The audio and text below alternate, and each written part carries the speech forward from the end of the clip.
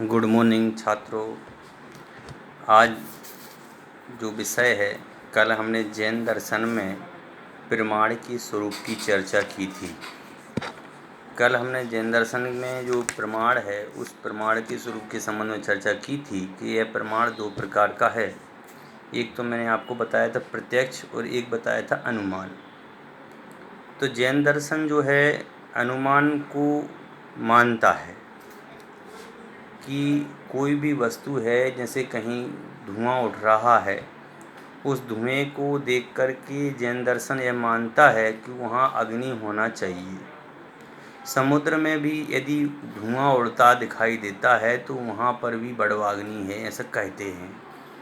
मुंह से धुआं निकलता है तो ऐसे लगता है या तो कोई ने कोई पदार्थ को पिया है, समझ गए ना, मादक पदार्थ। या तो दूसरा ये है कि ठंड के दिनों में अपन को मुंह से धुआं से निकलता दिखाई देता है, इसका मतलब अंदर जठराग्नि है। लेकिन ये सब कुछ अन्य दर्शन भी स्वीकार करते हैं, लेकिन जो ये चार्वाक दर्शन है, यह चार्वाक दर्शन इसमें 1% भी मानने को तैयार नहीं है। उसने सीधा ही कह दिया है कि भैया अप्रत्यक्ष प्रमाण कैसे हो सकता है, समझ गए ना, कि जो अप्रत्यक्ष है, अनुमान आदि है, ये अप्रत्यक्ष है, और जो अप्रत्यक्ष है वह प्रमाण कैसे हो सकता है, हम तो उसको मानते ही नहीं है। ये सब सारी बातें उन्होंने कही हैं जो मैंने अपने आज के इस नोट्स में आपको बता रहा हूँ। कह रहे हैं कि अप्रत्यक्ष प्रमाण नहीं है क्योंकि उसमें विसंवाद संभव है।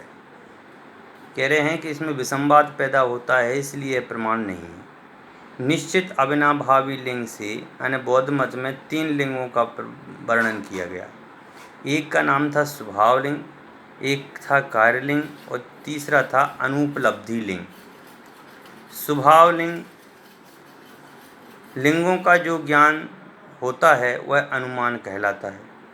अब स्वभाव से ज्ञान हो तो भी वह अनुमान ज्ञान है, कार्य के द्वारा हो तो भी वह अनुमान होता है, और अनुपलब्ध हो, जो दिखाई नहीं दे रहा हो, फिर भी अपन अनुमान से लगाएं, जैसे कि हमारे पूर्वज थे कि नहीं थे, ये भी हम अनुपलब्धि लिंग के आधार पर अपन सिद्ध करते हैं कि ये सब मानते हैं कि मेरा अस्तित्व है, तो इसका मतलब मेरे पूर्ववर्ती भी माता पिता, उनके माता पिता, उनके माता पिता हुए होंगे, ऐसा अनुमानवादियों का कहना है। बौद्धों के मत में स्वाभाविक लिंग के प्रायः अन्यथा भाव, अन्य 3 साध्य के बिना जो दिखाई देते हैं, इसी बात को स्पष्ट करते हैं। इस देश और काल संबंधी आंवले के कसैले रस से युक्त दिखाई देने पर भी देशांतर और कालांतर में अन्य द्रव्य का संबंध मिलने पर अन्यथा स्वभाव देखा जाता है। कई बार अपन बोल देते हैं कि भैया जिसका स्वभाव कसायला होता है वह कसायले स्वभाव का आंवला होता है। अब और भी चीज़ कसायली हो सकती है तो वो आंवला हो, इस प्रकार का अपन लोग कथन नहीं कर सकते। अतः स्वभाव हेतु व्यभिचार है। इन्होंने कहा इस स्वभाव का जो हेतु आपने बताया ना कि आंवला कसायला होता है, तो यह गलत बात है, यह व्यभिचार है। यह वृक्ष है, आम्र पर अपना पाए जाने से यह आम्र धर्मी है। यह वृक्ष है वह साध्य है, और आम्र पर जो है वह हेतु है, समझ गए। क्योंकि वृक्ष है इसका मतलब ये है कि उसमें आम उगते हैं, और आम उगते हैं और आम में फल होते हैं। जो आम होता है वह वृक्ष होता है, यह नियम नहीं है। अब ये भी नहीं कह सकते भैया जो आम होते हैं वो वृक्ष हों, समझे, तो ऐसा भी नहीं है, क्योंकि आम्र लता से व्यभिचार पाया जाता है। क्योंकि आम्र लताकार भी होता है, यह वृक्ष है। जो अपन देखते हैं आम में बौर आता है तो उसमें लताएं रूप में वो लटक जाता है, क्योंकि एक गुच्छा होता है उसमें। तो अपन ये कहेंगे कि आम में बौर आता है या जो फूल आता है उस समय वह, और उसमें छोटे छोटे से आम उसमें लटके हुए होते हैं गुच्छे की तरह, तो उन गुच्छों को दिखे कहें कि जो वह आम होता है, यह भी सिद्ध नहीं है। ये कहें कि जो आम होता है वह लच्छेदार ही होता है, तो यह कहना भी सिद्ध नहीं है, क्योंकि कई आम जो होते हैं लच्छेदार नहीं होते हैं और कई आम जो होते हैं लच्छेदार होते हैं। ऐसे ही कहते हैं कि यह शिष्यपात के कारण यहाँ देशांतर में संभव शिष्पलता व्यभिचार है, क्योंकि देशांतर में लता रूप शिष्पा यानी शीशम होता है। जैसे कि बेंत से जलाए जाने पर कदली कांड को उत्पन्न होता है, और कटहल के बीज जब जलाते हैं तो कटहल के बीज जलाने पर उसमें कदली कांड उत्पन्न नहीं होता है, अतः स्वभाव हेतु व्यभिचार है। कार्यलिंग भी व्यभिचार है। इंद्रिय जालियों के घटकादि से भूमि में आग लिए बिना ही धुआं दिखाई देता है, समझिए कई जगह ऐसा दिखाई देता है।